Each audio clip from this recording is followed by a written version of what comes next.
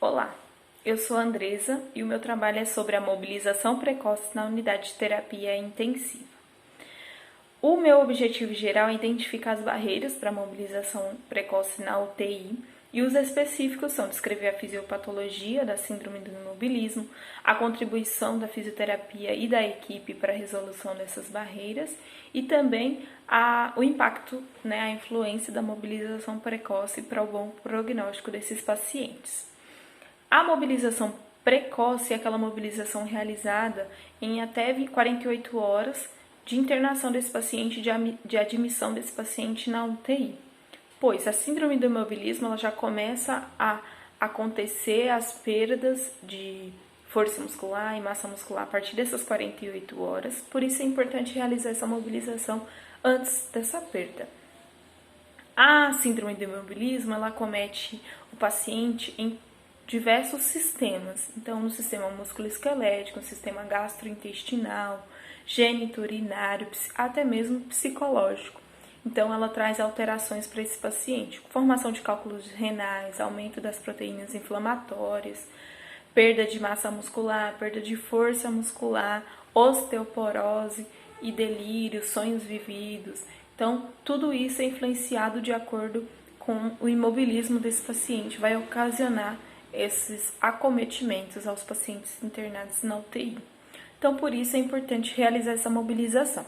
A mobilização ela acontece tanto no período de uma maneira ativa, no período que o paciente ele não consegue realizar um movimento ativo, então ela é feita de maneira passiva, e também no período que o paciente consegue realizar, ela é feita de maneira ativa ou ativa assistida. Morris, em 2008, ele fez um trabalho com um protocolo que divide essa mobilização desde a fase passiva até a fase ativa. Então, de acordo com o prognóstico do paciente, de acordo com a funcionalidade desse paciente, ele vai ser enquadrado em uma fase e vai ser realizado aquele protocolo da maneira que o paciente está, ou passivo, ou ativo assistido, ou ativo. E a eletroestimulação também pode ser utilizada, é descrita por vários trabalhos como benéfica para melhora da força muscular desses pacientes e também para manutenção da força muscular dos pacientes internados. Então também é um recurso que pode ser utilizado durante as mobilizações. Diversos estudos constatam que a mobilização ela diminui o tempo de hospitalização do paciente, diminui o tempo em ventilação mecânica e também diminui os acometimentos pós-alta, ou seja, melhora o prognóstico desse paciente após a alta. Todos esses benefícios são descritos pela literatura até hoje, porém existem algumas barreiras encontradas na realização da mobilização precoce. Então, essas barreiras, a gente tem barreiras organizacionais, tem barreiras relacionadas ao paciente e tem barreiras relacionadas à equipe.